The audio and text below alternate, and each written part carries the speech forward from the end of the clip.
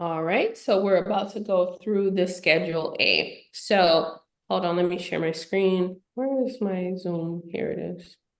Okay, cool. Okay, there we go. So this is the Schedule A of the trust.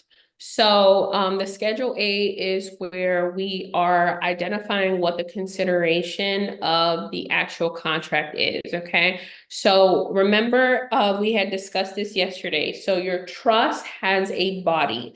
The body is called the corpus. So when you're referring to the trust, we say the trust corpus, which is the body of the trust, okay? So the body of the trust is what you're looking at right now. Okay, so this is what we call the governing instrument, and the board of trustees is what we call the governing body of the governing instrument. Okay, so this is the body of the trust. So now that we know and understand that our Lord, hold on 1 second.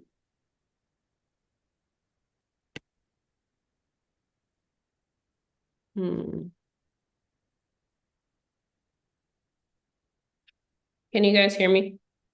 Yes, Okay, I so can. okay, so Yes. Yes, we can hear you. sorry. Okay, there we go. Okay, so the board of trustees is the governing body of the governing instrument. So your trust is a living, breathing entity, and it needs a body. So you're giving it a physical body, which is this express trust, right? So you have something physical attached to it, but now you have to give the body value. When you're giving the body value, that is what we call the initial corpus, or the initial consideration for the trust, okay? So that is what that looks like. That is what we are documenting at this moment in time. This is what we're documenting on the Schedule A of the indenture of the trust, okay? So now it says here, on this day, the grantor of the trust, right, and then go ahead and identify the name of the trust, right, in agreement with the trust indenture and the bylaws, hereby gives the board of trustees, specifically you, the trustee, the following described property, and accepts by the first trustee on behalf of the board. So what we're saying here is that the grantor is going to hand the trustee something of value, something that has intrinsic value, okay? And now the trustee is going to accept that consideration, enter it into the trust organization, dispose of it how they deem necessary, and now that is going to be considered the initial consideration or the initial corpus, meaning initial, right, which is the first thing, corpus, which is the body. So this is the first value that you're giving the body of the trust, okay? All right, so now that we understand that, let's go ahead and put the name of our trust. So I'm gonna go ahead and put the name of my trust, which is September Family Legacy. All right, and then now let's move on to the next one. So the next thing says that the following property is going to be in exchange for the 100 trust certificate units, okay? So remember, the trust organization has to produce 100 TCUs, but they cannot produce 100 TCUs, which has value, which is associated with beneficial interest, which is something of value, if the trust doesn't have value. So that's why there needs to be some type of exchange by the exchanger, which is the grantor, in order for the trust to then create 100 TCUs that are then going to be dispersed to the beneficiaries, okay? So I hope that makes sense. So we're going to document what that is. So remember, it could be anything of value. If you want to put a property there, you can. But remember, we're documenting that the grantor is giving whatever this is to the first trustee. Okay. So usually we put $1. You can usually people put precious metal. They'll put any type of fiat currency. So I'm just gonna put $100, okay? So that's what my initial consideration is. I'm gonna put $100, and that is gonna put my trust organization at the point where it can then create 100 units of beneficial interest also known as TCUs, okay? All right, so now we just have to go ahead and name our grantor and name our our first trustee. All right, and then the state where the trust is going to be notarized, the county where the trust is going to be notarized, the year, and then the notary is going to take care of everything else. So they're going to finish putting the date, the names of the individual who was presented before them. They're going to sign and they're going to put their notary seal. Okay. So now we are all done with our Schedule A. We can move on to the second part of our Schedule A. So on the second part of our Schedule A is the Schedule A, Part 1, we created the TCUs. Now, Part 2, we have to disperse the TCUs, okay? So this is our written request to issue the TCUs to the beneficiaries. So the first thing that we're gonna do is we're gonna put the name of the trust, right? So I'm gonna put September Family Legacy. It's in all caps. September Family Legacy. All right, and then put your virtual address. So go ahead and get a virtual address for your trust. You want your trust to have a different address from you. You do not want your trust to be associated with the same address as you, okay? Because in the event that there's some type of skip tracing or anything involved, they'll be able to see that you're associated with that trust. So you don't want that to happen. Your trust needs to have its own address, its own email address, its own bank account. So be mindful of that. So in your email, you should have received a link for iPostal 1, and you can go ahead and sign up for a virtual address and then put that address there. And then let's continue on. So now, in accordance with this agreement, the trust, right? So we're gonna go ahead and put the name of the trust, is hereby directing the trustee, right? So the trust has 100 TCUs. And so now the trustee has the direction to assign and transfer those 100 TCUs to the following beneficiaries. So now, because we are creating our family trust, we list our beneficiaries as our children, our next of kin, or any other individual or entity that we want to actually benefit from this family trust, okay? So for our business trust, we listed the entity, which is our family trust. For the family trust, usually, typically, we list our children. So I'm gonna go ahead and give you an example of if we were to list our children. So let's just say I have 4 beneficiaries. So my first one, I'm gonna do equal distribution. All right, so I'm gonna distribute 25 TCUs per beneficiary, okay? So now what I'm gonna do is 25 TCUs to John Alex of and I'll just put Yvette family, okay? And then now I have 25 TCUs to Mary Ann of the Yvette family. And then I'm doing another 25 TCUs to Martha Jean of the Yvette family. And then I'm doing another 25 TCUs to Megan Rose of the Yvette family. Okay, so those are my 4 beneficiaries. I have distributed 100% of the TCUs, and I've done it equally. You don't have to do it equally, okay? I see 99 and 1. So whatever you feel is fit, okay? So I'm gonna go ahead and put the name of the grantor. I'm gonna go ahead and put the state where I'm gonna get this trust notarized, the county where I'm gonna get this trust notarized, and the year. So now we're all done with the second part of the Schedule A. Let's move on. So now we're gonna do the Schedule B. So in the Schedule B is where we're gonna list any and all assets that we're gonna put inside of the trust. So remember, you should have received an asset inventory list.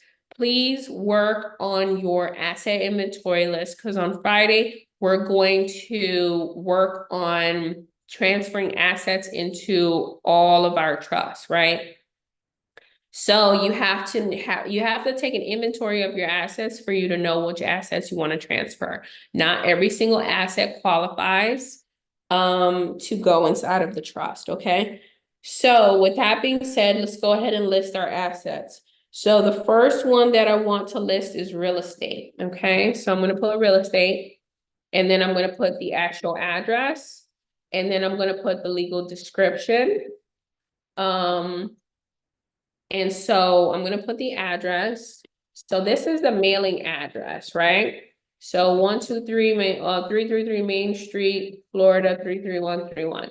That's the mailing address, which is very different from the legal description. The legal description is the what we call the meets and bounds, right? So it's your coordinates of where on the map this property is actually located, where in the world, right? On the map this property is located. So usually it'll be like, lot 42, block, whatever. It's just long, right? And so you're gonna find that on your deed, okay? If you can't find it on your deed, then you have to either contact the county or visit the county website to be able to look up your property to get the legal description, okay? It's vitally necessary. So I've done that. So next I'm going to do a car, okay? So what I want is the make, model, year, all right, of the vehicle. And so then I'll put whatever it is, right? Let's just say it's a Toyota Corolla 2024. Okay, and then we're gonna put the VIN number, okay? So whatever the VIN number of your vehicle is, go ahead and put those, that identification, okay? So next, I'm gonna put an insurance policy. So I'm gonna put insurance.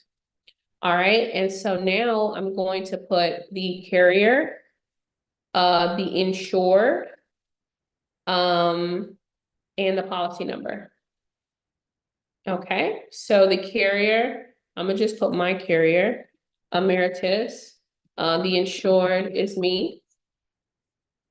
And the policy number is whatever number we have here. So I have 3 assets that I've officially placed inside of the trust. This is just the initial thing that we have to do when it comes to us actually transferring assets inside of the trust, because all of these assets that we see here require paperwork, okay? In order for you to put your home into the trust, you have to redeed it. So you have to deed it over from your personal name into the name of the trust, which we will do together on Friday. For the vehicle, in order for you to officially do the legal paperwork with the state, you're gonna have to fill out a bill of sale and submit it with the DMV, okay? So that's the legal component, which we'll do on Friday. And for the insurance, you have to contact the insurance carrier because your insurance policy has an owner and a beneficiary. And right now, if you have a policy, that's probably you. You've probably placed yourself as the owner and your kids as the beneficiary. So what you need to do is contact a carrier to get the appropriate paperwork, which is the ownership transfer form, so that you can then put the trust as the owner of the policy and the payer of the policy, so that they're now going to be able to pay the premiums and as the beneficiary of the policy, okay? So that's the legal paperwork that we need to do. You then submit it to your carrier, and then at that point in time, they'll take, a week or 2 to process it and change the ownership, okay? So now we've listed all of the assets that we're putting inside of the trust. Let's go ahead and move on to the next section, okay? So the next section we're doing is the Schedule C. So in the Schedule C, this is the beneficiary contact information. This is where we put the contact information of the beneficiaries so that the trustee knows how to contact the beneficiaries, okay? As well as any future successor trustees, okay? So what you want to do is you want to name the beneficiaries and you want to put their date of births, okay? And then if you have any contact information for them, like a phone number or address, you can also add that information as well. So for my beneficiaries, I have 4 beneficiaries. All right, so I am going to get their information. So my first beneficiary is, let me go ahead and copy, and then I'm going to paste this 4 times since I have 4 beneficiaries. So my first beneficiary is John Alex, okay? So John Alex, he is my first beneficiary, and his date of birth is March 12th of 2000. All right. So my second beneficiary is Mary Ann. So I'm going to put Mary Ann's name here. Mary Ann. All right, Mary Ann, there we go. And then Mary Ann's birthday is May 10th, 2021. 2015, okay? So next we have Martha Jean. So Martha Jean, birthday is, I'm running out of birthdays here. Let's see, December 14th, 2017. And then our last beneficiary is, I don't remember, Megan Rose. All right. So our last beneficiary is Megan Rose. So we're going to go ahead and put Megan Rose here. And then Megan Rose's birthday, November 11, 2023. Okay. So those are the beneficiaries. And like I said, you can add anything additional too. So if they have a phone number, if they have an address, some people like to put the last 4 digits of their social, whatever you want to use for you to be able to properly identify and for you to be able to provide contact information for the beneficiaries, board members, and successors, okay? So we're all done listing our beneficiary contact. So now we're going to move on to Schedule D. So in the Schedule D, what we're going to be doing is, this is a memorandum of personal property, right? And so the first thing that we're going to do is we're going to put the name of the trust and the address of the trust, okay? So I'm going to go ahead and list the name of my trust, which is September Family Legacy. All right, and then the address of the trust. So that's my virtual address. And then I'm going to go ahead and once more put the name of the actual trust here, okay? And so what I'm saying here is that this is a direction to the trustee to dispose of the certain items and personal property that is inside of the trust. So the trust, these items that we list are going to be distributed to the following individuals. So we need to go ahead and identify who will receive what when the trust is terminated, okay? Because when the trust is terminated, that means that it no longer exists, which means that assets cannot be held in an expired trust, which means that those assets needs to be transferred to the beneficiaries. But which assets go to which beneficiary, this is where you'll put that information, okay? So with that being said, what I'm going to do is I'm going to go ahead back up to the Schedule B where I listed the real estate or in the assets. So now what I'm going to do is I'm going to copy these assets. and I'm gonna go down to my Schedule D and I'm gonna paste them there, okay? These are all the assets that belong inside of the trust. These are the assets that need to be disposed of when the trust is terminated or expired, okay? So now I have a piece of real estate here. So who do you want the real estate to go to, right? Well, I have 4 beneficiaries, right? So I only have one house. I have 4 beneficiaries. Well, let's split it in 4, right? So now what I'm gonna do is I'm gonna list all 4 beneficiaries here to receive, and then you can put a certain percentage of ownership interest. So let's just say I want 25% to go to John Alex. I want an additional 25% of this property to go to what is the name? Let's see. Mary Ann. There we go. Mary Ann. I want an additional 25% to go to Martha.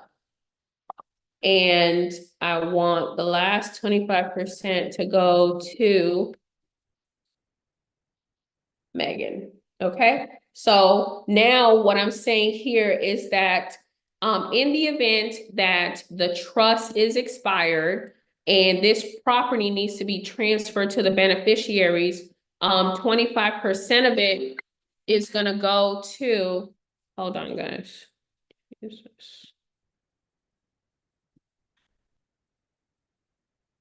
25% of it is gonna go to each of the beneficiaries, okay? So that's what we're saying here. All right, so now let's move on to the vehicle. All right, so now we have the vehicle here, and let's see. Okay, so now we have the vehicle. So who do you want the vehicle to go to, right? So let's just say that I want 100% of the car to go to John Alex, right?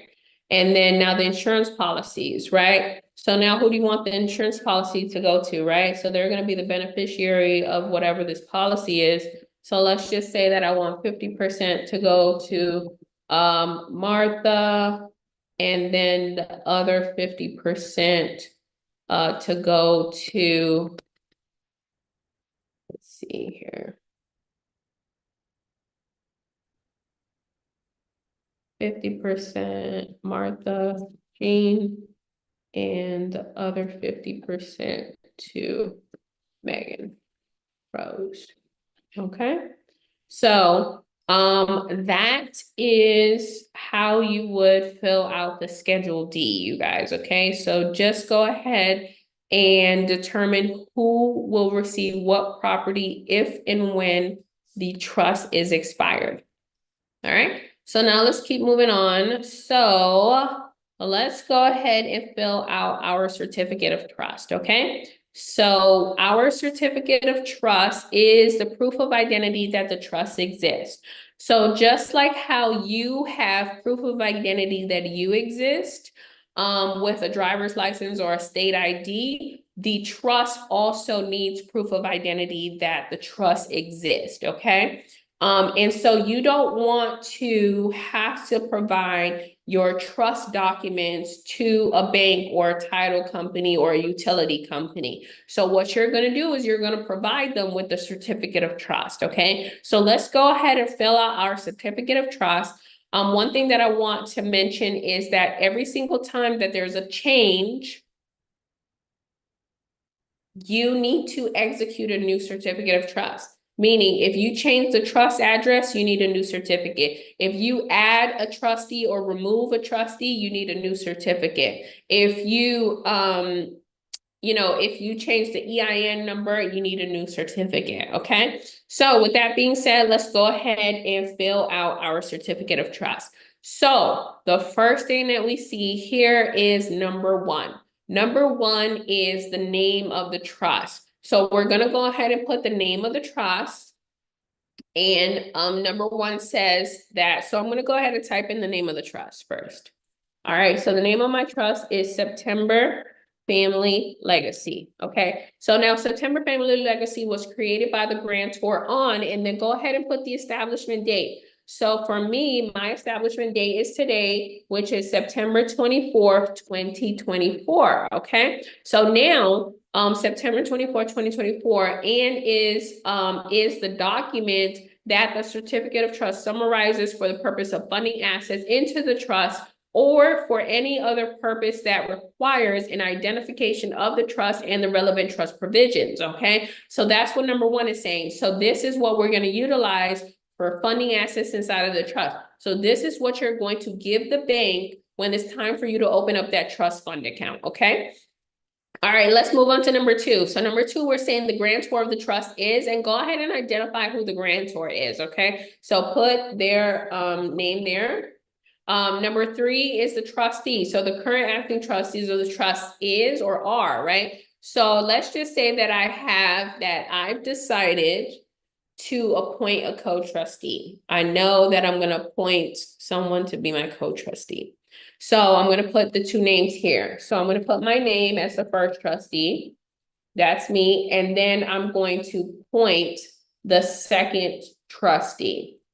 Okay, so here's my second trustee, okay? So now the current acting trustees of the trust are Christina and Robert, okay? So now those are our two trustees. So number four is the address. Go ahead and put the address of the trust. So that virtual address that you guys are going to get, go ahead and put that address here. So I'm gonna go ahead and put my virtual address here.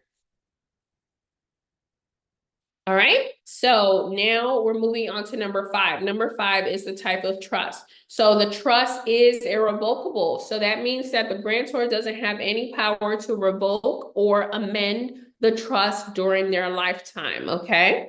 So that's number five. Let's move on to number six. Number six is the employer identification number.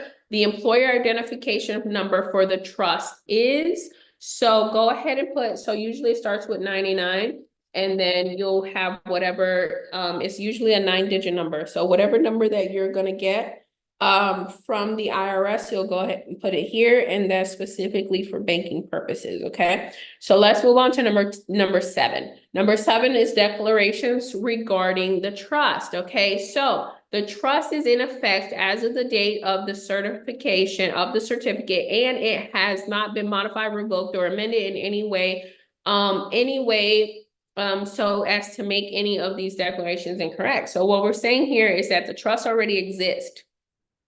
The trust is already a legal entity prior to us executing this certificate of trust. And the trust hasn't been modified, revoked, or amended in any way to make any of this information untrue or invalid. All right, let's move on to number eight. Number eight is trustee powers. So what we're saying here is that the trust provisions, right? So the provisions of this trust that contain the trustee powers are attached on the Schedule A of this certificate of trust.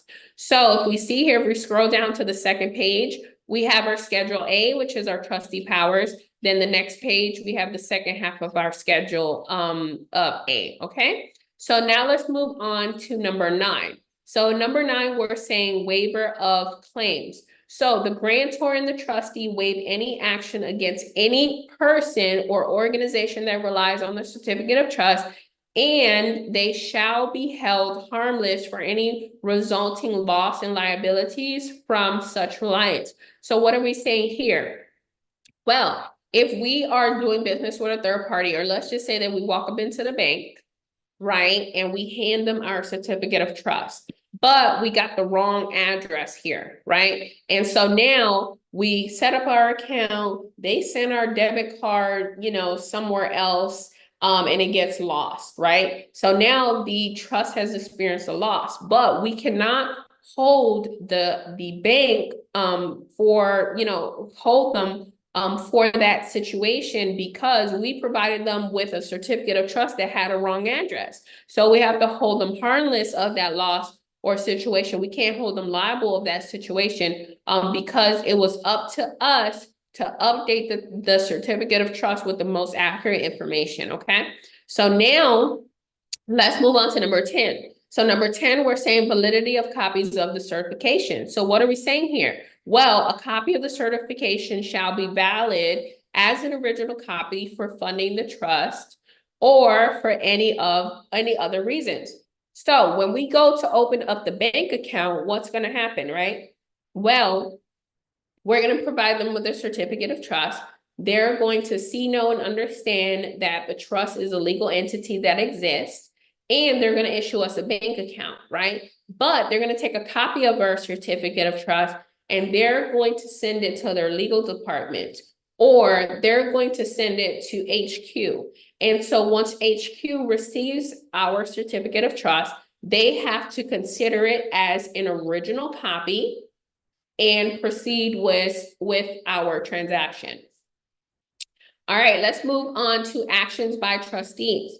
So while the above named trustees are serving, either may act independently to bind the trust, okay? So what we're saying here is that all trustees are fiduciaries. All trustees are able to legally bind the trust in any transaction and to encumber the trust in any way, shape, or form that they see fit. So that means that you don't need authorization from your co-trustee in order for you to be able to act in the best interest of the trust, okay? So you guys can act independently.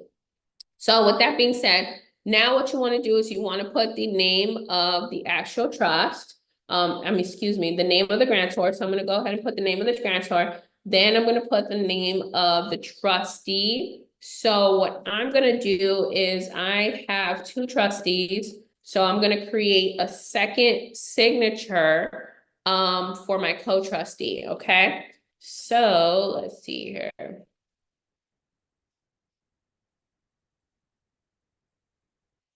All right, so I have two co-trustees. So what I'm gonna do here, my first co-trustee, and I like to put first trustee here. So first trustee is, and I'm gonna put my name.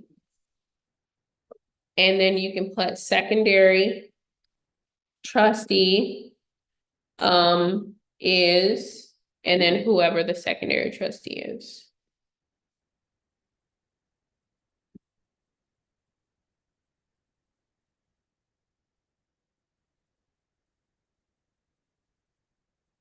All right, so now you're gonna put the state and county where the certificate is gonna get notarized, the year, and then you're pretty much all done. So I'm gonna turn everything black. All right, so now this is my certificate of trust. It does need to be notarized.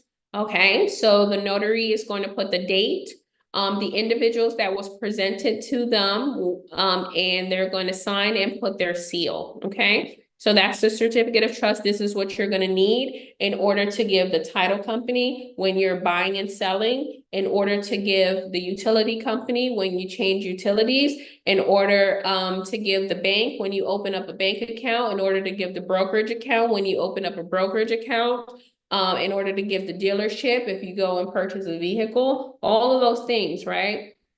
So now this is the second page of the certificate of trust. So your certificate of trust is 3 pages, okay? So it is the actual notarized form plus an additional 2 pages, which is the Schedule A of the certificate of trust, which lists the trustee powers so that these third-party institutions and companies know and understand that we have in this trust the provisions for you to be able to execute these things on behalf of the trust organization, okay?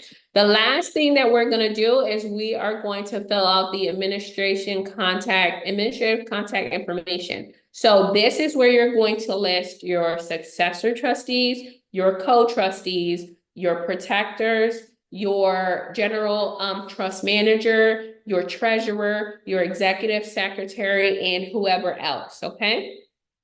So you're just gonna go ahead. So my co-trustee, his name is Robert. And then he has an address. And then he has a phone number. And so that is just an example. So you just want to put their contact information, okay? So now we're all done. So we are officially all done, you guys. We have just spent day 2 setting up our private family trust. We went through a lot of information. We built upon yesterday, which was day 1, which is our business trust. And so now this is the trust that we're going to use to hold our personal assets, okay? So your primary residence, you can put furniture in there, you can put jewelry in there, you can put anything of value. So precious metal, cryptocurrency, stocks, bonds, cash money, any other type of fiat currency, insurance policies, beneficiaries to 401ks, things of that nature, okay? So definitely work on that asset inventory list. What I want to do is I want to go ahead and open up the floor for any questions. So please go ahead and raise your hand so I can answer any and all questions that you have based on the information that we went over today. So the first, Ramona. Ramona. I need to change the edit that. That's what I'm saying. I'm like, can we just, okay, I'm gonna put you in here as Ramona. So, oh, I put it in all caps. Something's wrong with me. Okay, hey, Ramona. Okay, you have a lot of information. This seems like more than yesterday, but Oh, okay. The first question, you mentioned the EIN numbers usually start with 99, and I was just wondering because I have 2 EIN numbers and they don't start with 99. I have an 84 and yeah, a yeah. 94. Oh, yeah. No, I'm saying the latest ones. Okay. I have EINs, they start with 87. Like my EIN starts with 87 for my LLC. What I'm saying is, you know, that like there's so many people getting EIN. So the latest ones that we've been applying for, they start with 99. Okay, gotcha. Yeah. Okay. The other question was, I'm still trying to understand what assets should go in the business trust versus the family trust. Good question. Anything associated with your business, any of those assets should go inside of the business trust. So for example, your LLCs and your corporations should go in there. If you have any investment properties or any commercial properties, or if you have a brick and mortar, it should go in there. If you have commercial vehicles or if you have vehicles that you use for business, they should go in there. You could also have an insurance policy if you're the key man in your business, meaning that you're the one that's, you know, running the show, or you're the CEO, or if anything happens to you, the business is going downhill, right? You could have an insurance policy in your business trust as well. So anything business related, right? So for example, your primary residence where you live, where your family live, that has nothing to do with business. So you wouldn't put that home into the business trust. You would put that home into the family trust. Okay, okay. I guess I thought yesterday, one of the strategies of the business trust that it actually wouldn't hold assets that way. If you sued, nothing is really in there. It's just kind of I guess I may have misunderstood how you protect your business assets then. So So, what you want to do, so yes, that is a good strategy. So you have to understand there's 2 ways for you to use the business trust. You're going to use it to hold assets, and that means it's going to be operational, right? Because you have assets in there, or you're going to use it as a holding company. If you use it as a holding company, that means that it's going to be non-operational. You're not going to hold other assets in there. You're just going to have your LLCs and your corps. gotcha. Okay. So you have to distinguish how you're going to use it. Okay. And then section, if you could, I'm trying to find section 3, the charitable. I didn't understand section 3. It had a certain amount that you could put in there. If you could review section 3, I'm trying to scroll back up. Yeah, sure. Hold on, let me pull it up.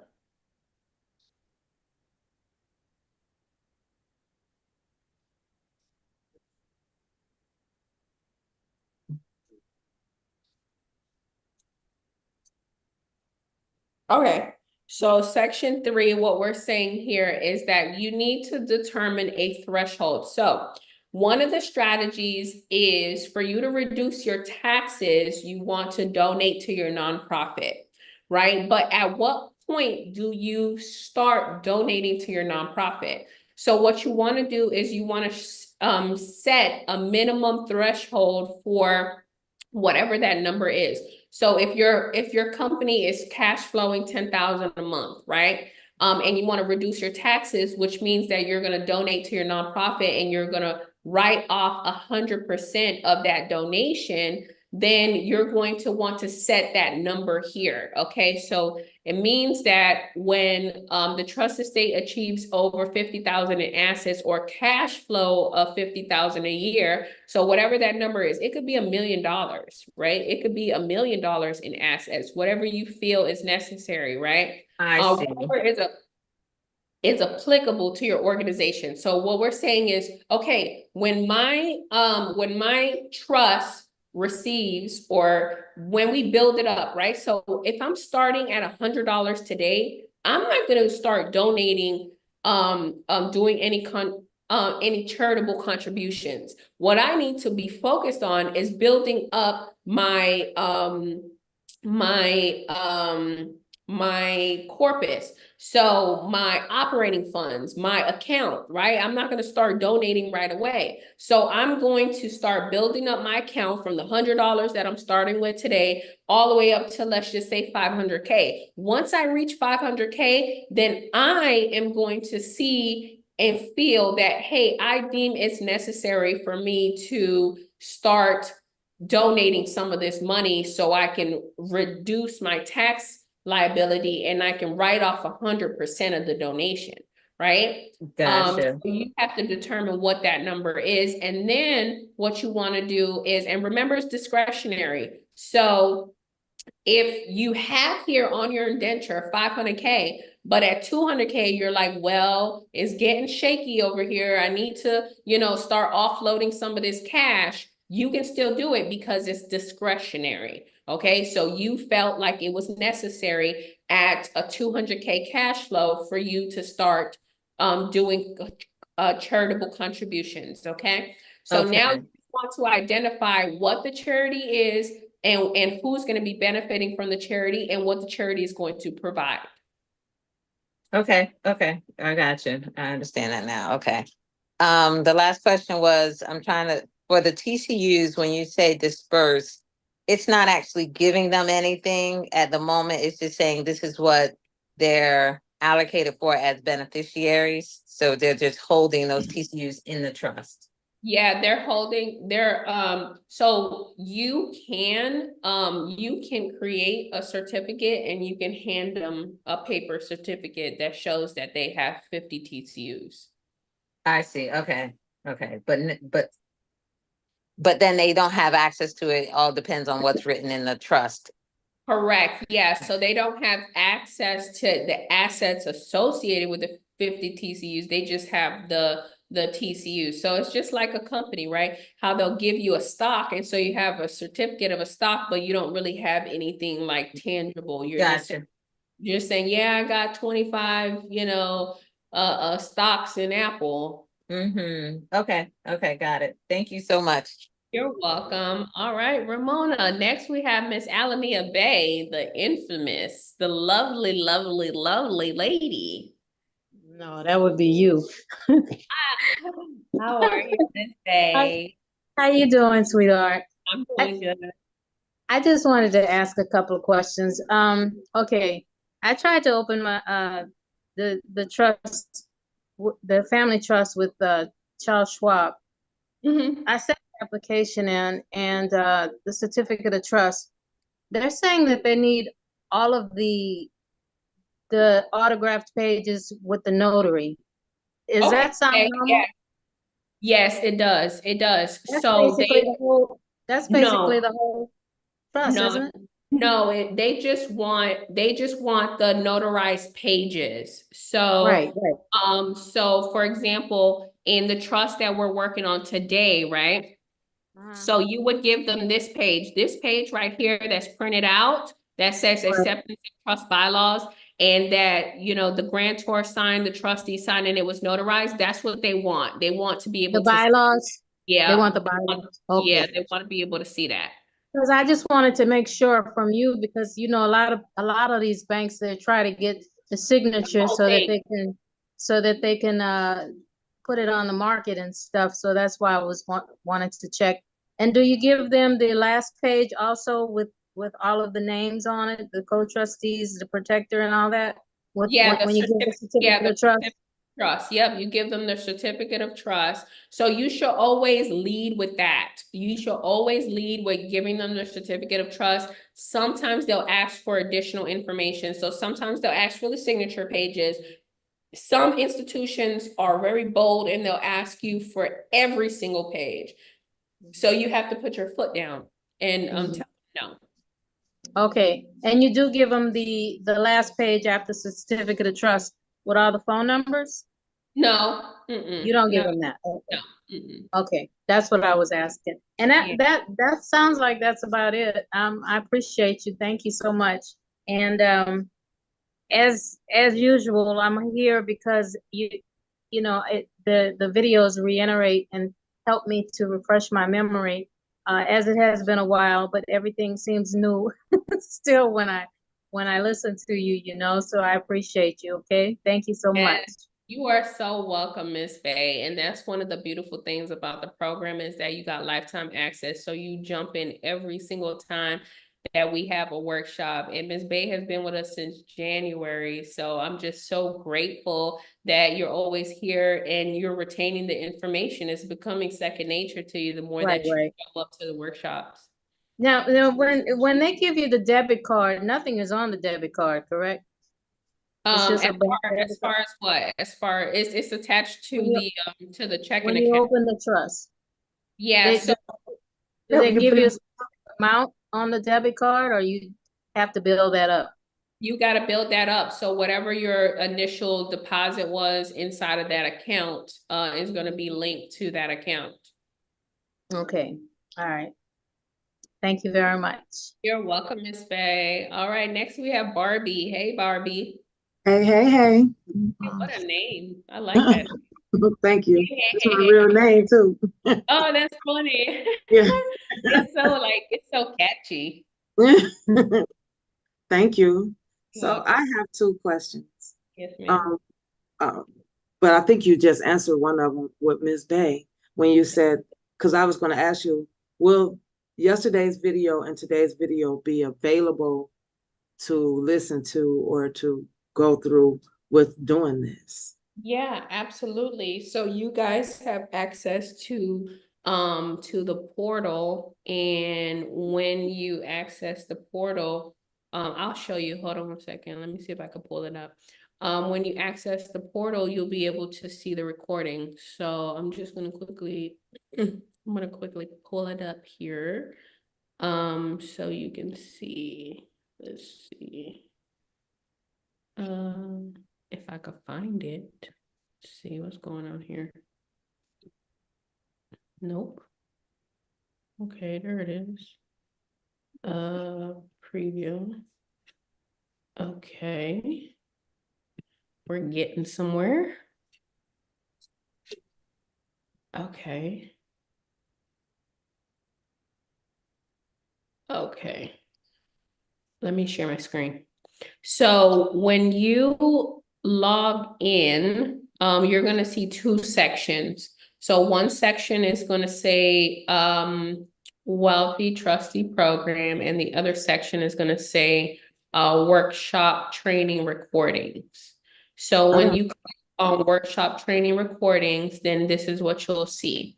So you have to go right here to this panel, and you see, you know, all of the workshop recordings that we have. So you need to scroll down to the bottom, and then you'll see it says workshop September 23rd to September 27, 2024. So you click there, and then you'll see like day one, right? So now this is the workshop from yesterday, day one. So we uploaded about maybe an hour or two after the workshop, once it's available for us to download and upload. Okay, so that's how you're gonna see day one, and you'll see all of them, right? So this is the one that we did last month. So I'll just open it up, and you see it says day one, day two, day three, day four, day five. Yes. Yeah.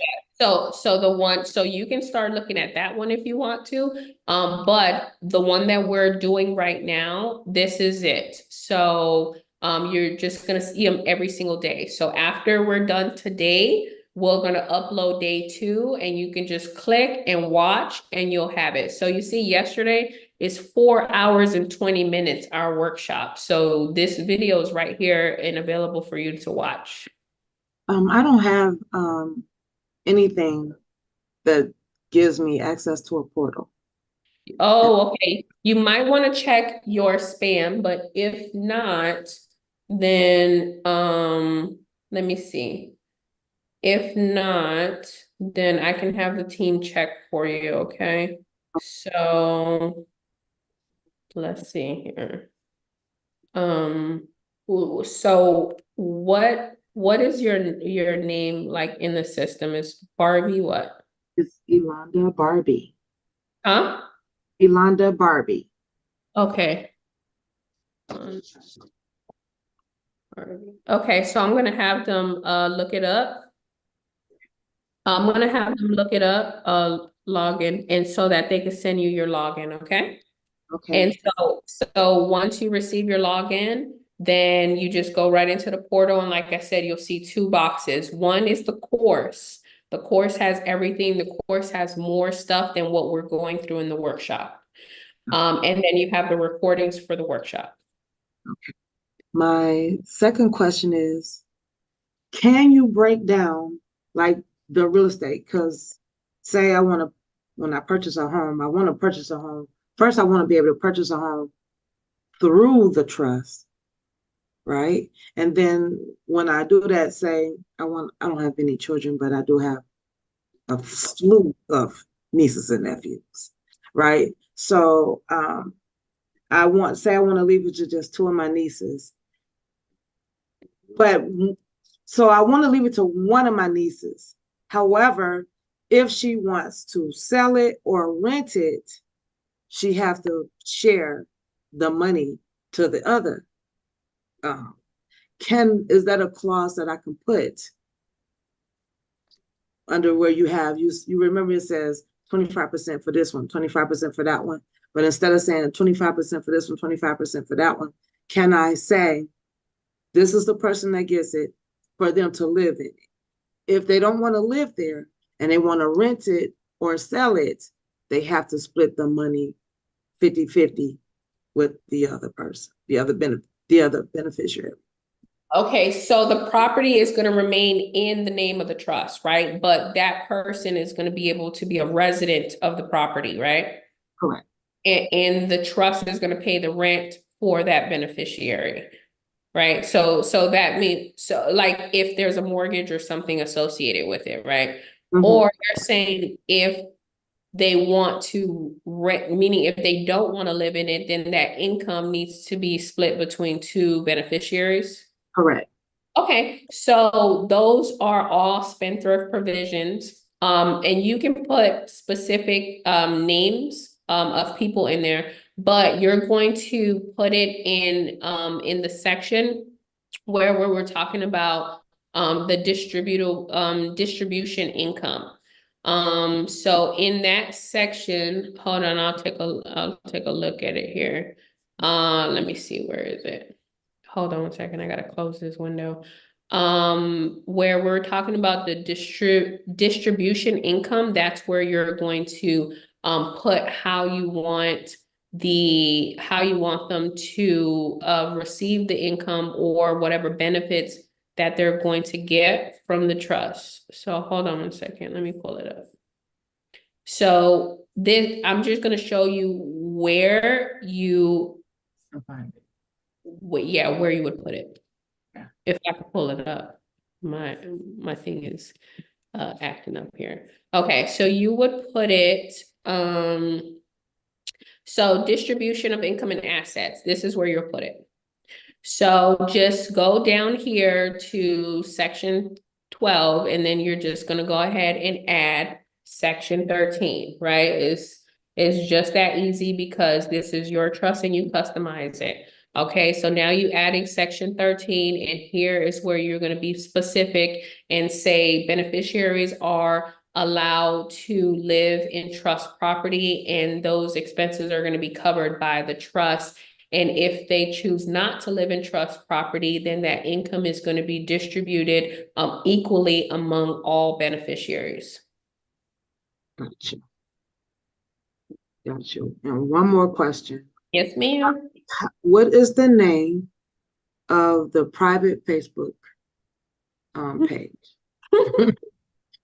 So I can get in it. Right, girl, listen, I can't even get in. No, I'm kidding. I know we're supposed to be able to get in it, right? And reach out. Yes, I don't know what's going on here. I'm gonna have to talk to my team because I don't know what's happening. Okay, hold on one second. Let me get into Facebook. Okay. Let me see here if I could get into my Facebook. Let's see. Facebook. Hold on one second. Okay, hold on. Wealthy. Hold on one second. Let me see. Okay. So this is it right here. Let me show you. I'm in the showing mood today. Okay, this is it right here. Wealthy Trustee Community. Can you see my screen? I can. Okay, this is it right here. There's our Facebook page. It's private, so it's not really visible. You can't see it. So we gave you the link. So it's inside. Do you have the link in the email? It's in the See, email. I have it in the email, but I can't create another password, so I have to do it like search it because I can't like get out of, I can't do it on my computer. I can't do it on my phone. I just have to go click Facebook and I'm already in. I can't recreate my password, so I have to do it in the hard way, which is search for you and reach out to you that way. Yeah, I don't know if it's oh yeah, it is. It says anyone can find this group. It's visible. Okay. So look for Wealthy Trustee Community. That's the name of the group. Thank you. And let me see here. Hold on. Let me put it in the chat. Let's see, where's the chat? You're awesome too. I really appreciate you. This is amazing. Thank you so much. I appreciate you being here. I appreciate every single person. You guys are just sent straight from God. God is my business partner. So yes.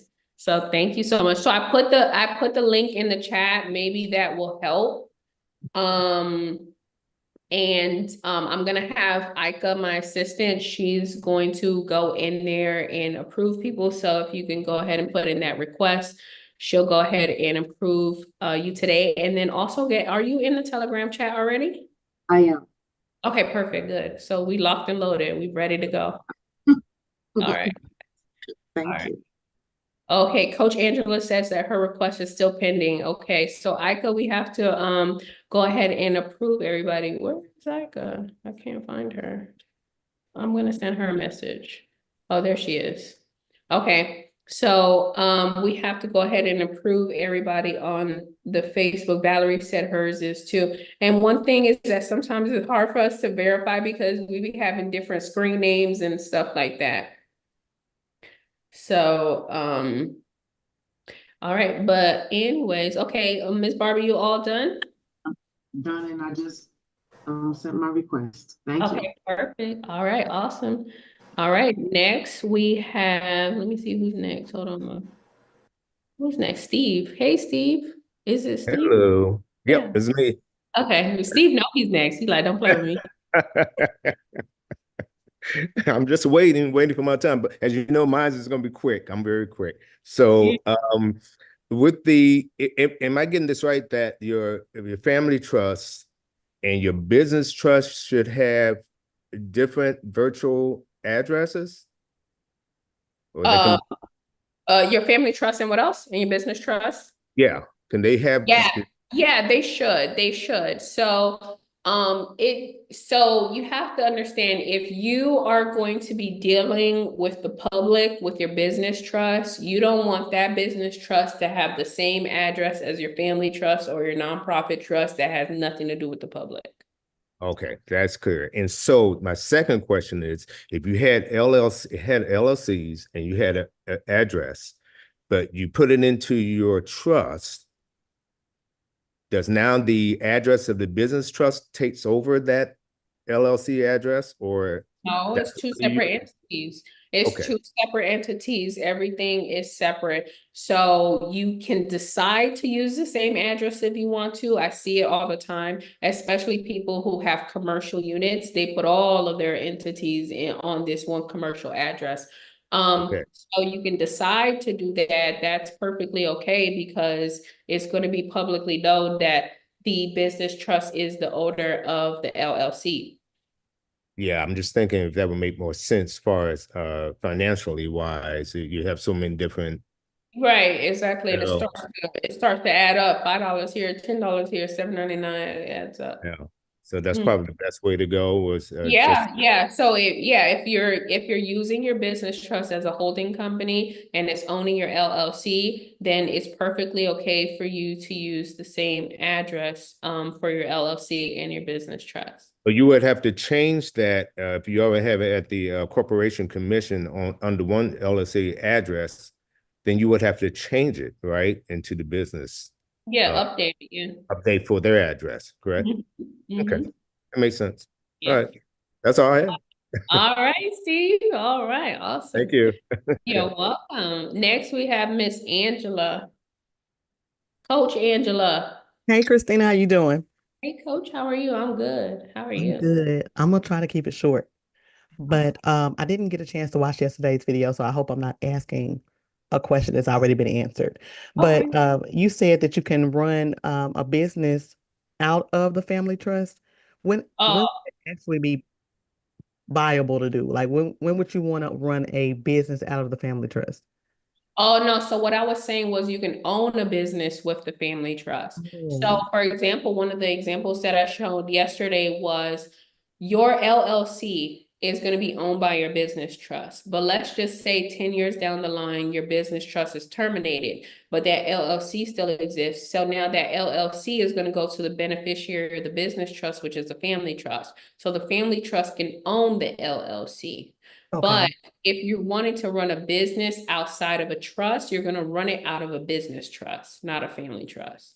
Perfect, perfect. Thank you for that clarity. And the second question that I have is, you mentioned that for every change that we make in the trust, in the family trust, we're gonna need to update that certificate of trust or do a new certificate of trust.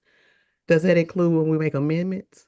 No, so it's if any change that is on the family trust, meaning that if you add or remove trustees, if you change the address, if you change the EIN, then those change, if you've made those changes, then you have to update the certificate of trust, because it's not going to be accurate and you don't want to use an outdated certificate of trust. Okay, perfect, perfect, perfect. Thank you so much. That's all the clarity I needed. You're welcome. Awesome. All right, thank you so much, Coach Angela. So now we're gonna go to Leah. Hey, Leah, how are you? I'm fantastic. How are you, Christina? I'm doing blessed and highly favored and wonderful and all this other good jazz. I love to hear it. Thank you so much for your service today. I'm so grateful. So Thank really quick, and I promise I'm going to be quick. If I'm opening a business trust and a family trust in the state of Delaware, it's okay for me to get it notarized in the state of New York that I actually live in? Yeah, you can get it notarized. You can get it notarized anywhere, right? It doesn't have to be in the state where you're choosing to set it up, or in the state where you're choosing as a residency of the trust. The best practice though is for your address of your trust to be in the residency. So if you're setting it up in Delaware, just make sure your address is in Delaware, but you can get it notarized in New York. Fantastic. And Yeah. if I'm looking to get a rental property in New York that I will live out of and run the trust out of? Do I put that in the business trust or in the family trust? If it's your primary residence, put it in the Yes. family trust. Put it in Yeah. family. Okay, Yeah. perfect. That's my question, dear. Thank you so much. You're so welcome. All right, Leah, thank you. All right, next we have Ms. Dina. Hi, Ms. Dina, how are you? It's always a pleasure to see you. You're on mute. Wait a minute. Yep, Am I Okay. got you. You locked and loaded, and you got a beautiful blouse on. Oh, thank you. Yeah, You're cheetah. welcome. Here's Michael. First of all, thank you. I received the form to make the corrections or for the EIN. Okay. Now, the form in front of me, but I noticed, okay, I can change the address on there, and I could also change the grantor on it, because that was my mistake. I wasn't supposed to put myself there.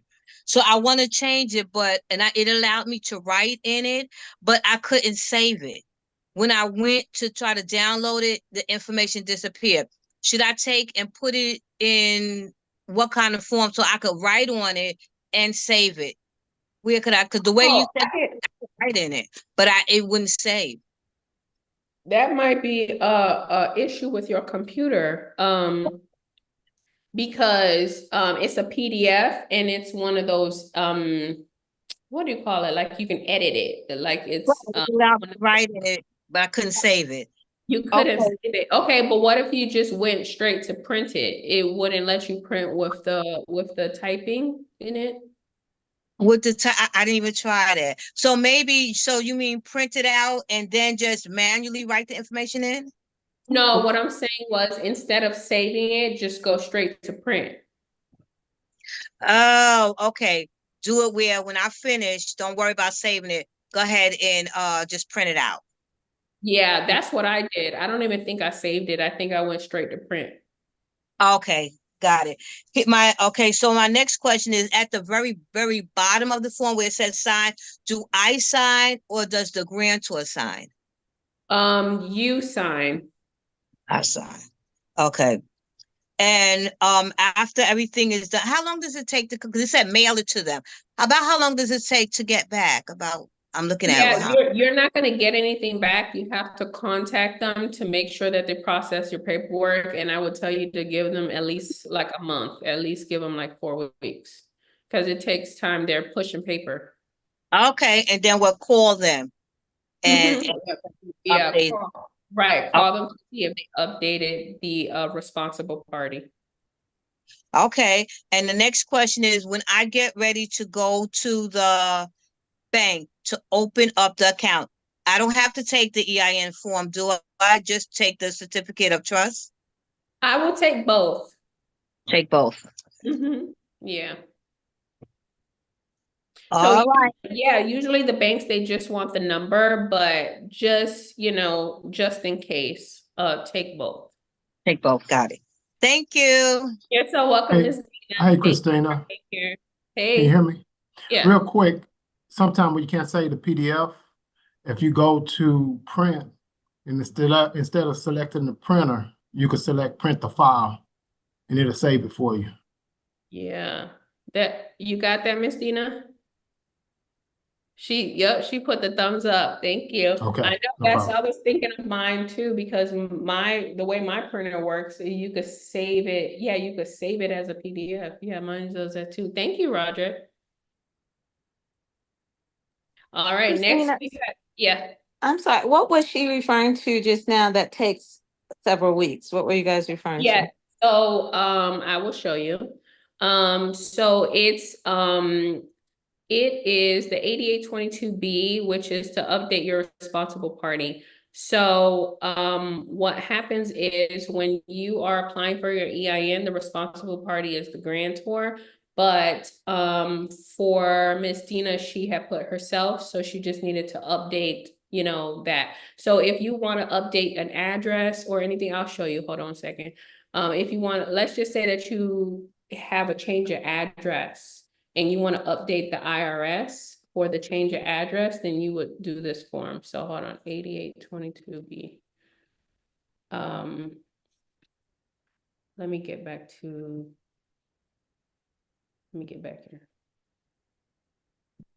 So here it is. This is the 8822B. This is change of address or responsible party. So, what you would do is, you would choose the first one, number one, because you're responsible for filing a 1041. And then you would put the name of the entity, you would put the old address, and then you would put the new address.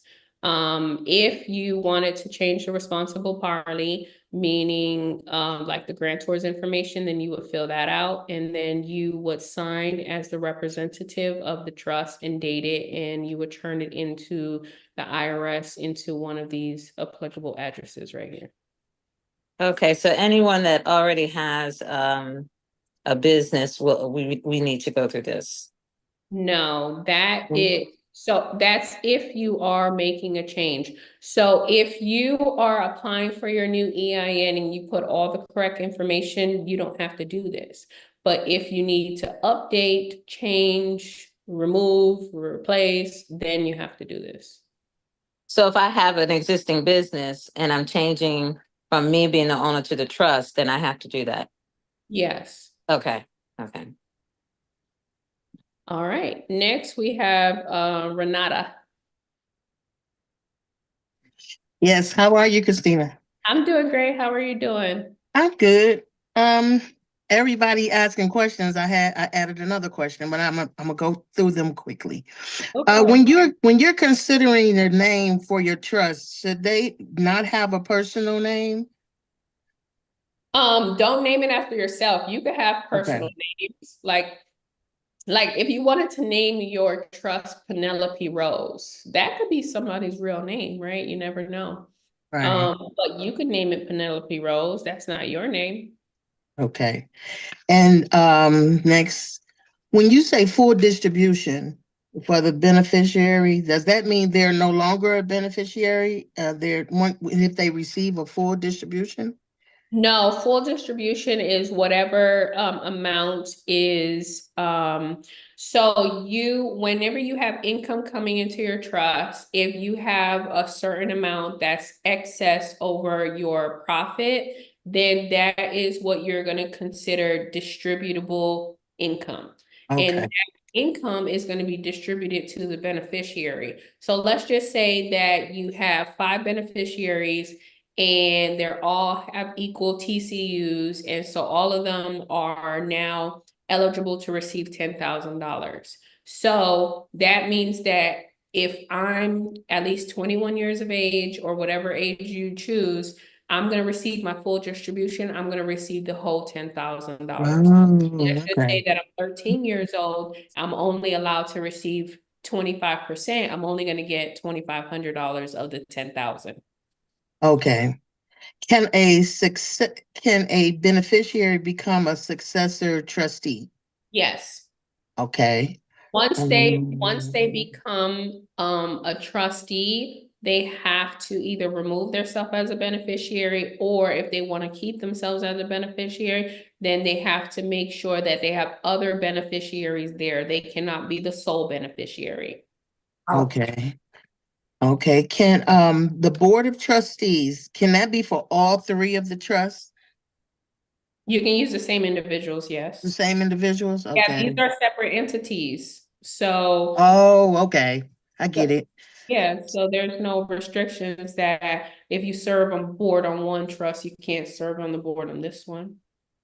And when you're opening up bank accounts, should they be at can you go to the same bank, or should you go like to different banks for different trusts for each trust? You can you can have all of your trusts at the same bank. Okay. Newborn baby, can a newborn baby be put in as a beneficiary? Yes, absolutely. As long as they're living, as long as they're alive and they exist, you can't put a right, you can't put an unborn baby. Right. As long as they're born, as long as they're born, yes.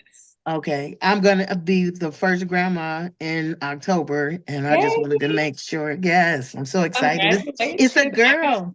It's a girl too. Congratulations. I love that. Thank you. She's gonna be a trust fund baby. Yes, she is. Let's normalize trust fund babies in our community. Yes. Please, please. Now, when That's you the go, only thing that I ask. yes, I love it. Do you give the bank the original certificate of trust when you go? You allow them to take a copy of it. The original always Okay. stays with you, and they have to consider their photocopy as an original. Okay, two more questions real quick. Now, I'm in a different state, but I come to Nevada for the winter, but my everything is gonna be in Ohio. Do I have to wait until I go back in like May to do everything, or can I do everything over the computer? Meaning You- like the notary and, You can notarize it where you are. Just okay, because setting it up in Ohio doesn't mean it needs to be notarized in Ohio. great. That's because I said I'm gonna have to wait until May to go, and I want to get this implemented as soon as possible. Yes, Now, ma'am. my last question, my business is at a property. I have the address to the property should I put that property into the business trust? Okay, say that again. Your business is a property? Let Real me say estate this right. company? Let me say this right. My LLC, the address is a property, is a house. And it's a couple of other businesses that's out of the house. And I want to use that. I'm thinking that property should go into the business trust. Is that your primary residence? No, Okay, then yes, absolutely. so I Yeah, can use that it address. sounds like, is it an investment property or it's a commercial property? It's an investment property. Okay, yeah, absolutely. Okay, so all that, so that business trust address can be the same. I don't have to get a postal for that business. I could just use all that address for everything.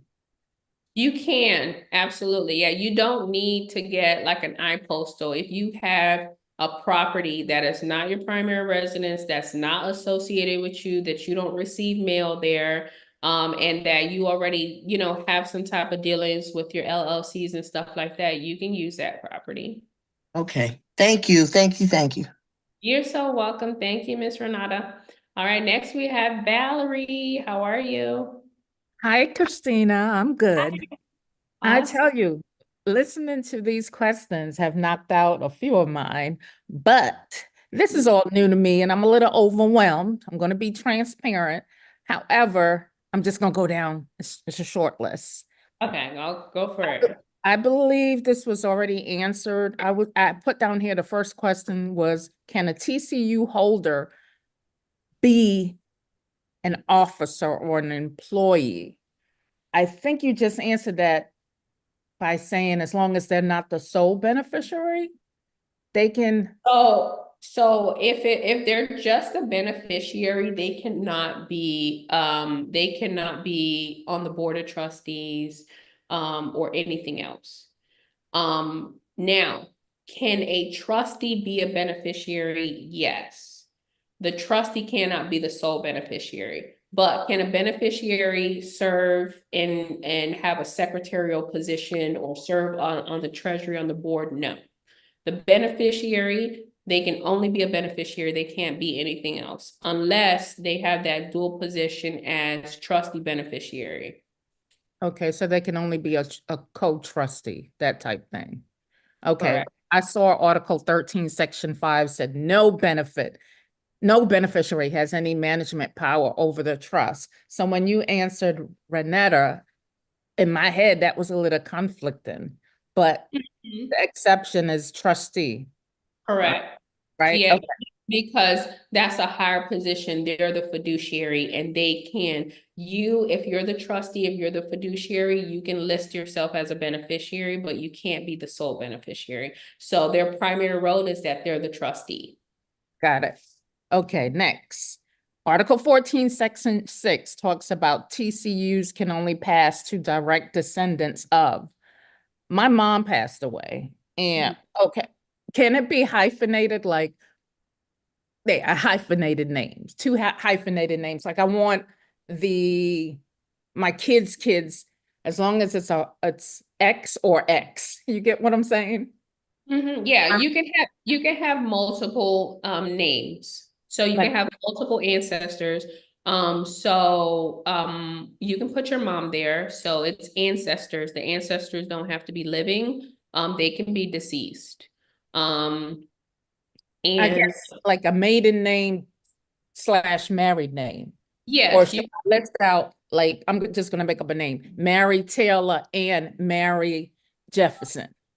Can I do Mary Taylor hyphenated Jefferson? yes. Okay, that's what I'm asking. Or are you suggesting to break it out?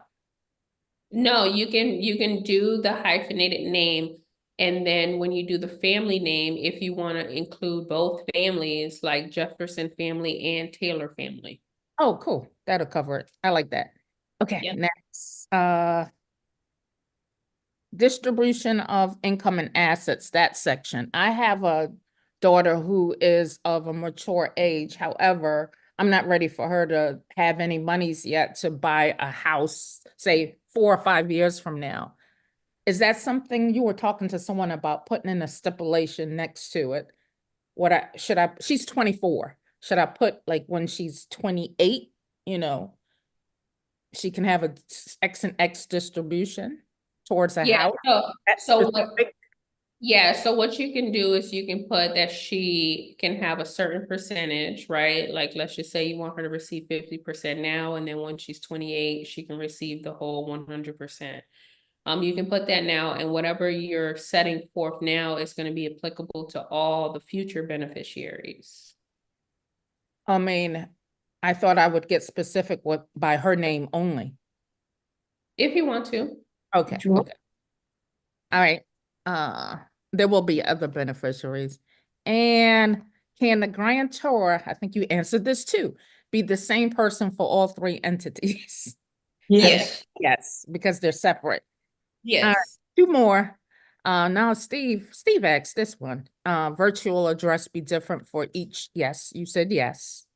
You can use, so if you are going to have your trust remain private and not in the public records, you can use the same addresses for all the private trusts.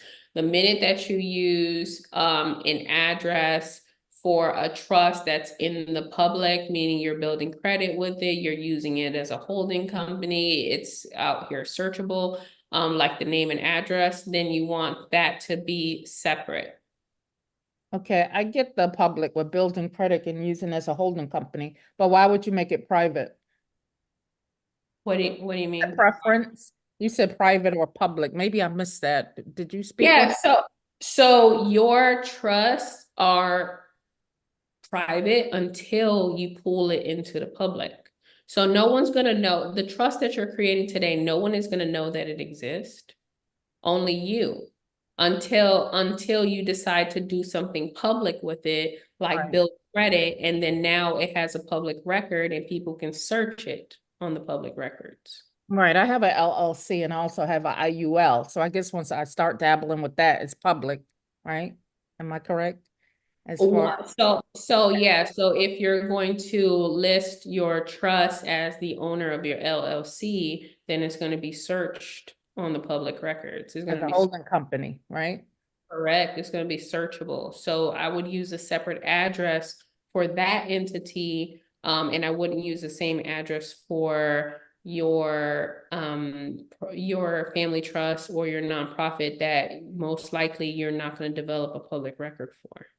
Got it. Sorry, I don't know. I didn't know if I missed that while you were talking. Last one. Suggested banks. I didn't search over everything. I think you touched on this yesterday. You wouldn't necessarily, like you, my LLC is with Chase. I'm not too happy with Chase. Would like a local credit union be okay, or more a local bank? Local bank, local credit union, community banks, those are nice. Regional banks are nice too. Not every single bank offers a trust account, so go on their website or call them to make sure that they offer trust accounts. Okay, and then this is of a personal nature, but real quick, Thursday I won't be able to be here. I touched on that in the preliminary prior to these Zoom calls, and you stated you and I could get together. I'm looking for some type of email. All I see is 7 ways to wealth email or your calendar for trust strategy. So with Yeah. not being able to be here Thursday, I mean, is this pressing that I need to have it done? Can I meet with you next week? Yeah, Or absolutely. So the recording is going to be available. So whenever you're able to watch the recording, definitely go down that route first. And then we can meet anytime next week. So my calendar is wide open for next week. So watch the recording first. Right. And then if you're able to attend live on Friday, that will be great. And then just book your one-on-one with me and we can talk anytime next week.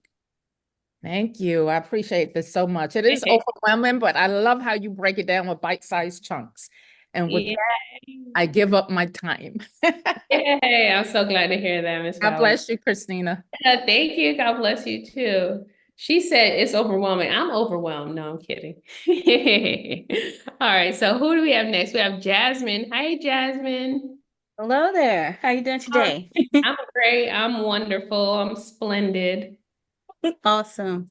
I have 2 questions. Okay. I was wondering, is there any recourse do we have if a board member or a beneficiary discloses the trust information? Is there anything we could do about that or no? I mean, yeah, so it's up to you, right? But you know that they violated. So like the first course of action is that they are doing things that are detrimental to the trust estate, putting the trust at jeopardy. And so you terminate them as a board member, or if it continues on as a beneficiary, you can remove them. Gotcha. Okay, and my second question is, you say the private family trust, you said the word income. So it makes me think like, would a policy loan be a source of income? Would that be counted as income? So, okay, hold on. So are you referring to if you take out a loan from your policy for your cash value? No, I'm thinking like, as far as taxes are concerned, what qualifies as income? Like sometimes that's a tricky word. Like some monies that you make are not income, even though it may be funds.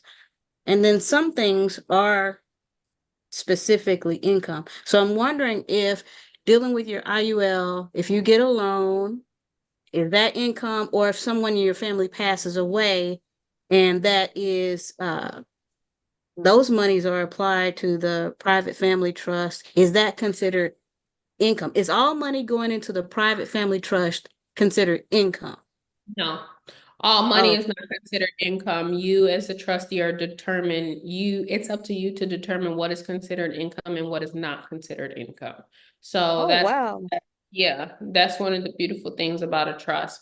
So if you're taking out a loan against your cash value in your policy, a policy loan is not income. A loan anywhere is not income. If you refinance your house and you do a cash out refinance and you take out 30,000 from your house and put it into the trust, that is not income.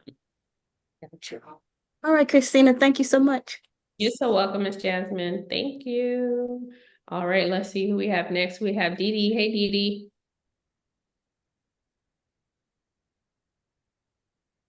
You're on mute. You're on mute. I can't hear you. Okay, there Hello, you go. how you doing? I'm doing great. How are you, hon? I'm good. I've been with you since July of last year, and I thought I had everything together. And then when I got on today, I saw that the family trust was a little bit different. Is it a different template that you're doing now? Because the one that I have, it doesn't have the Schedule B or C. Oh, so we just we're always like updating and adding different stuff. So we have in the resources, you can find the different schedules. So all you have to do is just add it to your trust. So all you have to do is just fill it out, print it, and add it to your trust document. Are you there? Did I freeze? Are you there? Yes, can you hear Okay. me? Yeah, I can hear you now. I thought it was frozen. Oh, that's okay. You were talking about on the course website that it should be another tab. I don't have that second tab for the recordings for the of these things that we do, the Mhm. web the workshops, and then I haven't been getting any emails for like the recent things that's going on. Okay, let me text the team. What hold on, what is your name inside of there? Is it It's Delnita Orderson. I sent you a direct message through here. I didn't think you got it Oh, though. you did? Okay, Yes, hold on. ma'am. Hold on one second. Let me see. And I put my Okay. email and my phone number all day. Okay, I got it. All right, I'm copying it and I'm pasting it and I'm emailing it to the team, okay, so that they could double check. Thank you so much. I really appreciate it. You're so welcome, Dee Dee. All right, let me see. Hold on. AM and ICA. Okay. Request. All right, I sent it to them. Any other questions? You're good? Yeah, I'm good. Thank you. Okay. All right, you're welcome. All right, next we have Yahuwah.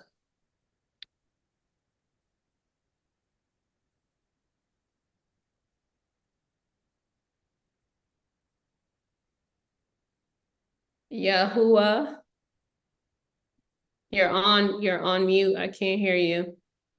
Is it BJ?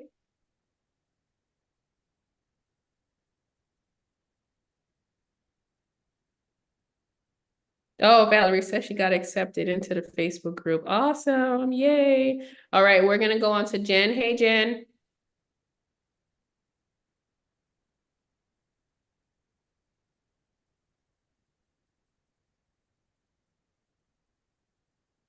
Jen, are you there?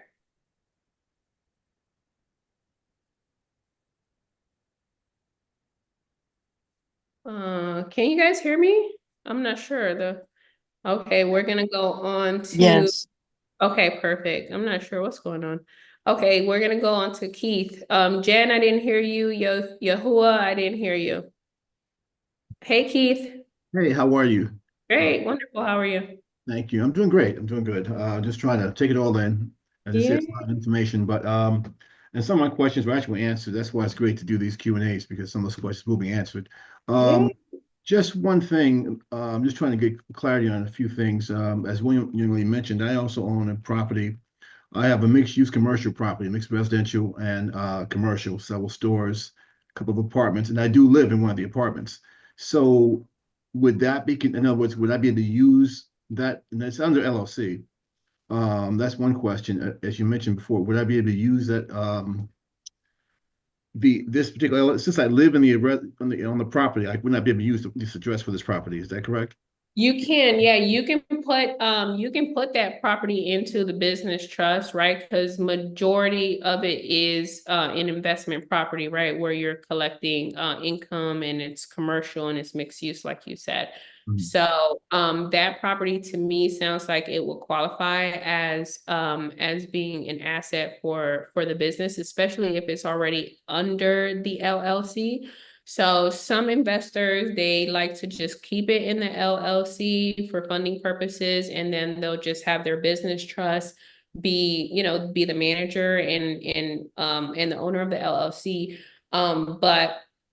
And that's a good strategy, but it's a temporary strategy because if you keep it that way, then that property is going to end up in probate because it's in an LLC.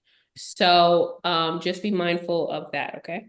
So it would be the business trust, not the family. You're saying Correct. Business trust. business Yeah. trust. The other thing is when we talked about the business trust yesterday, and we talked about the trustee. I think you mentioned did you mention your LLC could be the trustee? It can, yeah. So an entity can be a grantor, trustee, or beneficiary. Okay. All right, because I have another LLC, which is where I do most of my my investing and my crypto projects, etc. So I was wondering if I should, use that one as the trustee. Also, and we do have an appointment tomorrow. I don't know if it's possible to give me a time since it was already scheduled during the time of the training. Would you be able to know now when we might be able to do that, or do I need to go Yeah, we can do it at 3 o'clock. at 3 p.m. tomorrow? Okay. All right, that's it. I know there's a lot of people with questions, so thank you very much. I appreciate it. All right, you're so welcome. Thank you so much, Keith. All right, next we have Roderick. Hey, Roderick, how are you? Wait, hold on. I'm sorry. I'm gonna go back to BJ. BJ, Okay. are you available? BJ, I know that you put on the chat you're here, but I can't hear you. Can you hear me now? Yes, perfect. What's up? So I have a quick question. We're putting a multifamily trust in the, a multifamily in a business trust and leasing it to the LLC be like, would that be like more of a liability than it would just having it run through the LLC? No, that's the best strategy. The best strategy is for you to have that real estate investment be owned by the business trust, and then having the LLC be the manager or the one that's responsible or in the forefront dealing with the tenants. Okay, because I'm thinking, Because the LLC is going to be responsible for collecting the income, and then that income is then going to flow into the business trust. because I was thinking about having it to where it's like making two business trusts, one to be a holding for the real estate with the properties, and it uses, and then there's another one under that as a business trust for boards that runs that LLC that leases the. You get what I'm saying? That manages the LLC. So That would that be you have one that holds the assets, and you have the other one that manages the LLC. yeah? Mm-hmm. That works. Okay, so would you think it would be better to keep them separate and everything like that when doing it, as if they are doing it together, or would that because like, They should be separate.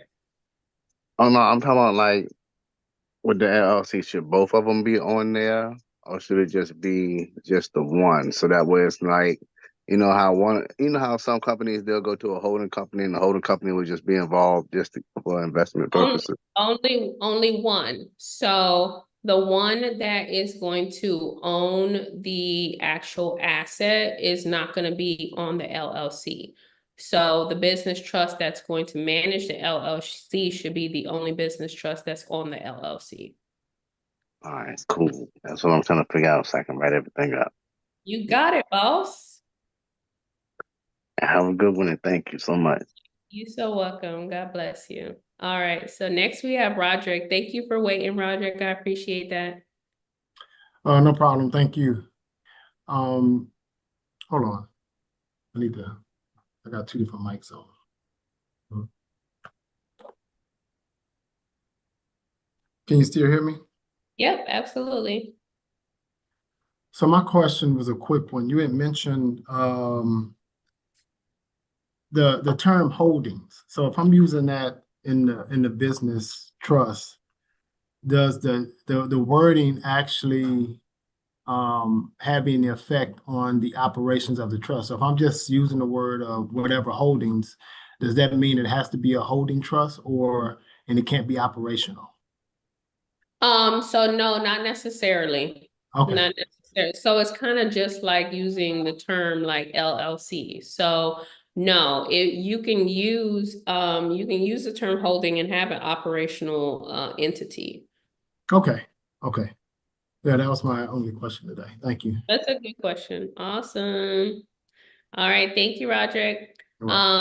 Next we have Terry. Hey Terry, how are you? You're on mute. I can't hear you, Terry.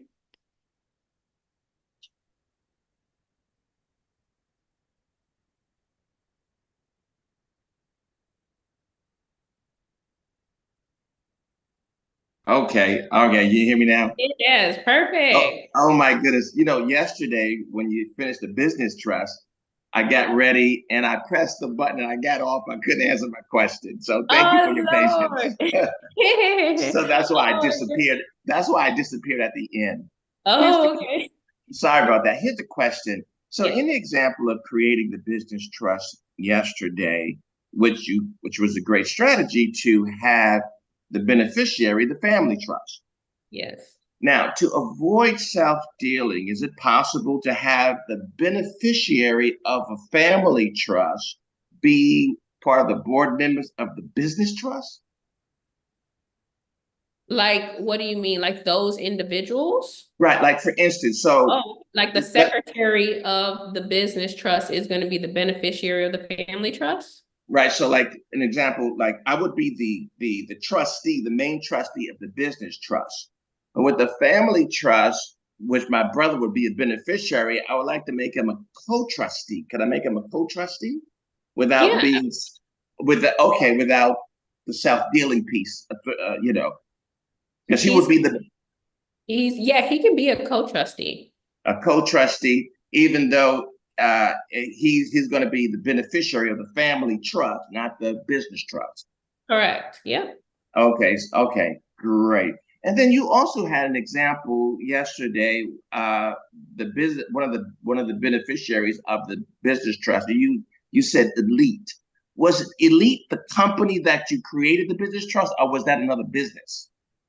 Oh, that's a company. That's a company that was already existing. And then now I'm gonna go ahead and change the ownership, remove myself as the owner and put the business trust as the new owner of Elite. Okay, got you. That's it. Awesome. Yeah. You've done an amazing job. Thank you so much. Thank you, Appreciate Terry. you. Thank you. I appreciate you so much. Thank you so much. It's always a pleasure seeing you. All right, yeah. Take care. All right. And next we have Vernon. Hey, Vernon. Long time no see. Yes, I know. I had been ill. My question is, where are the recordings now? Yeah. Okay. So the recordings are inside of the portal. So do you have access to your login? Of which portal? The Wealthy Trustee program. So you have login credentials. And I'll send a message to the team if you don't remember or I don't remember. getting login. No, I don't remember. I have a login to UpCoach, but I don't remember where in UpCoach it is. Oh, okay. So UpCoach is different. That's a whole nother software. So we don't use UpCoach. So we provide you with a link, and in that link, you put login credentials and you're able to access both the program with all of the videos, what all of the modules, templates, and resources. And then on the other side, you're able to access all of the recordings. So you'll have two different, and when you log into the portal, you'll have two different options to choose from. Oh, okay. That's what I don't know what that address is. Okay, hold on one second. I'm just gonna That come with the welcome, Christina, didn't that come with the welcome link when we first joined? Yeah, when you first joined it was so it went, and then sometimes for some reason I see that it might go to spam, so you might want to check spam. But hold on one second. I'm just gonna quickly see if I can show you an example quickly. Yeah, because when I looked for it, I can't find it, and I just don't have a welcome in my mailbox for 7 ways of wealth.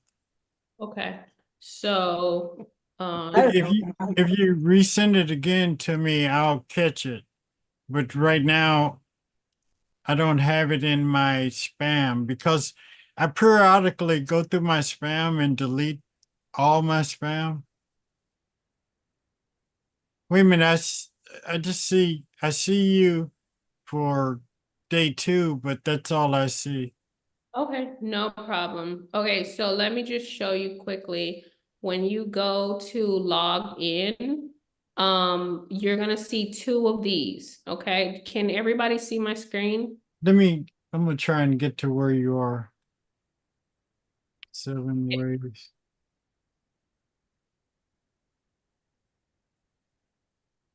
So your link is gonna be different. Oh, it is? Yeah, so we're just gonna send it to you. Oh, But okay. but this is the example that I want to show you. So Oh, once yeah. you Yeah, log in, I've never been to this you location. never been in, okay, so this is our online portal. So you have login credentials to enter into the portal. So what you're gonna see is Wealthy Trustee Program, that's the actual course. And then you see workshop training recordings, that's where all the recordings are.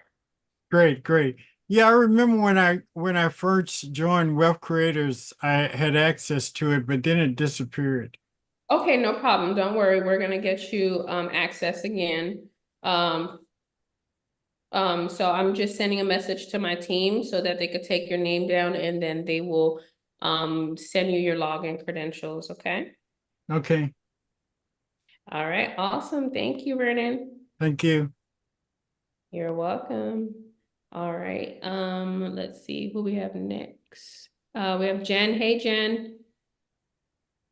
Hi, Christina. I had to go back and enable the microphone Oh, okay. after updating the iOS 18 system. Oh, she's fancy. She got the latest and greatest. Well, yeah, it offered. It said you can just update the regular, but you can also upgrade to 18. So I figured, why not? I need to do that. Yeah, it just came out. Yeah. I have one question about the certificate of trust. Are there any changes that you could make that does not require you to update the certificate of trust, or it doesn't matter? Any changes you make to a trust, you need to update the certificate? No. Only any changes that are on the certificate of trust that will cause the certificate of trust to be invalid. To be invalid. Okay. Right. So So you know how there's what, 9 or 10 different points. So any of those points that are expired or no longer relevant, then you would have to do a new certificate of trust. So if you did a new EIN number, or if you did a new address, or if you did a new trustee, then you would have to do a new certificate. Okay, and that leads to my next question is, does the certificate of trust looks exactly like what's in the trust? Literally just that, what it's 8 or 9, 11 bullet points, and then the signature. So that's what the certificate of trust looks like, because I don't know what that looks like. Yep, that's what it is. Yep. Oh, perfect. Okay, so that makes sense. So any of the information that's on here, if that changes, that's why you would need to update it. Correct. Absolutely. Okay. And then my other one is about the business trust. So I didn't send the business trust because I currently don't have a business, but is it best practice to still authorize or execute a business trust knowing that you don't have a business now, but you will in the future? Let's say purchase land. Yeah, exactly. If you know that you're going to start a business in the near future, you know, next year or the year after that, then you can execute and have your business trust already in existence, waiting for you to then be able to establish the company, acquire a company, or future investments that you want to put into the business trust. Okay, perfect. And would land be one of those assets to go into the business trust, or the family? If you're going to do that as a business, so a lot of people, you have land developers, right? Or you have farmers, you have different businesses that are associated with land. Oh, if you're going to do it as a business. So what if you're purchasing land to flip it and sell it? And so I guess that could be considered a business, couldn't it? That's definitely a business. Okay. Okay. So that would go into the business trust. And then the last question is, what if we're in the process of correcting our status? So what if you've started that? Are there any downfalls or anything that would impact the trust? Let's say if you execute it today, knowing that your status is not fully corrected yet, that could creep up later on, that says something like, I don't know, you've already executed the trust, so now like everything doesn't jive or connect. You need to now go back and change the trust or change your status. Is there anything that would impact?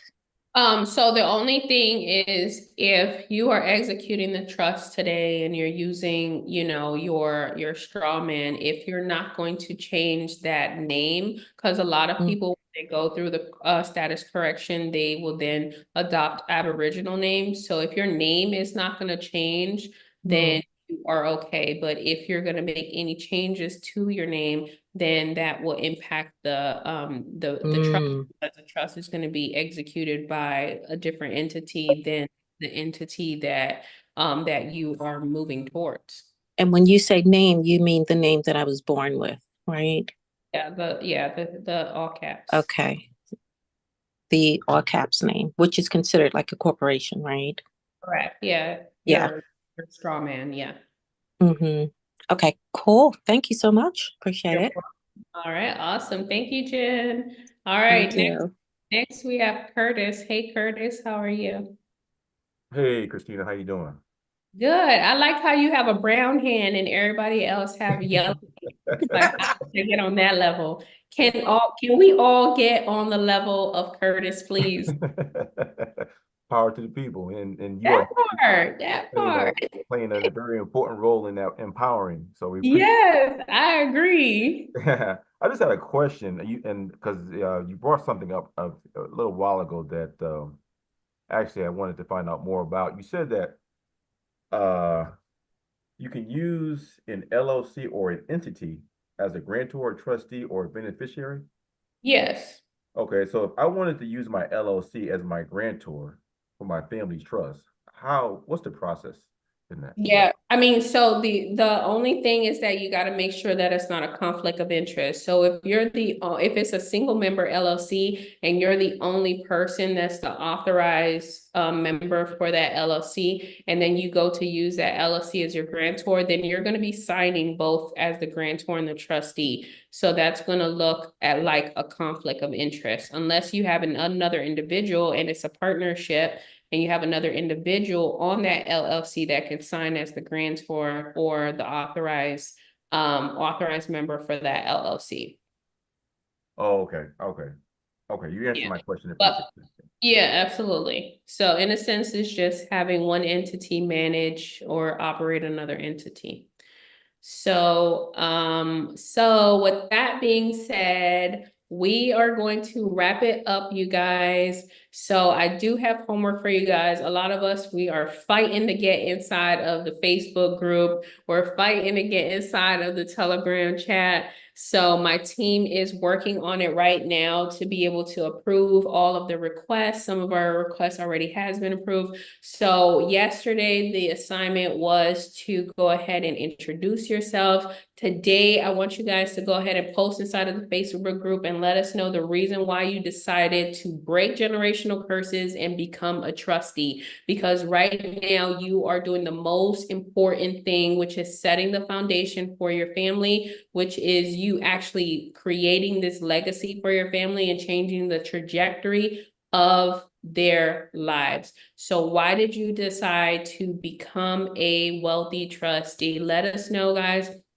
because we're here to, one, get to know each other, and two, hold each other accountable for those goals, dreams, and aspirations, right? So go ahead and jump inside of the Facebook group and the Telegram chat, and a lot of your requests are going to be approved. So that's the homework for today. Now, tomorrow we are going to meet here at the same place and the same time, okay? So we're going to meet here on Zoom at 11 a.m. Eastern Standard Time, you guys. So some of you guys are in PST, MST, CST. So just be mindful that it's 11 a.m. EST, okay? And with that being said, yes, section 4 or 0. Are you talking to Hello? me? No. Oh, I got one quick question, Christina. Go ahead. No, I had my hand up yesterday in the day. I didn't see it, Miss Sonia. I'm sorry. Go ahead. But on the three different trusts, so the best thing to do is just have 3 different addresses, and that way you have no conflict of interest, right? Yeah, that's the smoothest. Yeah. That's what I thought. Yes, ma'am. Ms. Christine, You're I'm so done. All right. Alrighty. So we're gonna meet here tomorrow at 11 a.m. Eastern Standard Time. Tomorrow we are going to be focused on setting up the nonprofit tax exempt trust. We call it a faith-based organization. So the first part we're gonna do is we are going to review our faith-based organization. Then part two, we're gonna go ahead and apply for a tax exempt EIN number with the IRS. And part three, I'm gonna show you guys how to become an ordained minister. If you guys want to become a minister for your faith-based organization. So that's the process that we're gonna take tomorrow. So tomorrow at 10 a.m., an hour before our workshop, you're going to receive the resources and templates that you're going to need in order for us to fulfill our workshop, okay? So with that being said, you guys have a blessed and amazing day. Thank you so much for being here. Thank you so much for staying for the whole 3.5 hours. And the recording is going to be available on the portal in about an hour. If you don't have login credentials, please email me. Please email either info@7waystowealth.com or respond to your emails and let us know if you're having issues logging in so that we can get that. Christina, can I say something right quick before you end the call? Yes, ma'am, go for it. It's not gonna be long, promise. First of all, I finally got that information in for Charles Schwab, so it's getting mailed out today. Thank you very much for clarifying that. And the second thing I wanted to mention is that I really appreciate you and thank you so very much for everything that you've done. And right now I'm sitting here doing my my UCC because I did my non-UCC, so I'm notifying people right now. And I just wanted to let you all know one more thing, that I found a way that we can get access to money through just to process 2 documents, and it's a 1041 and a 1040 and a shit the ES form. What is it, 1040 ES or something like that? The trust.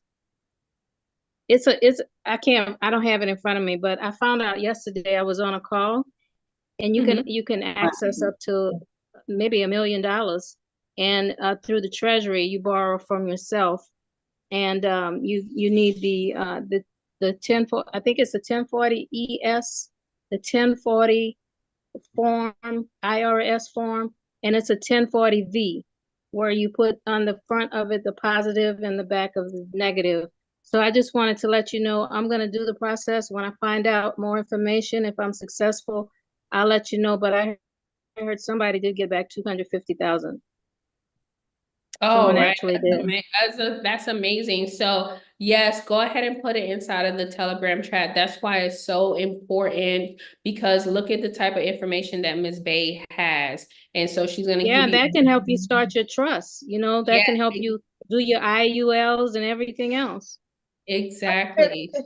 So if you could share that with us in the Telegram chat, and then the people who are. Can I share it tomorrow in the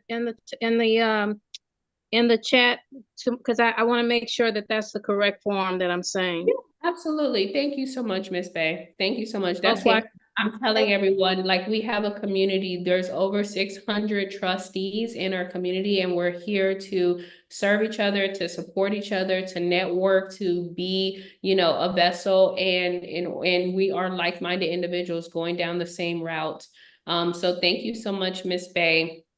So, oh, I can't hear you. Good. We had a class last night, and that's how I found out the information. One lady actually did get $250,000. It usually takes about 2 weeks, but I just wanted to let you all know that. So make sure y'all here tomorrow. So, because I'm going to put that in the chat. I want to make sure I have the right documents.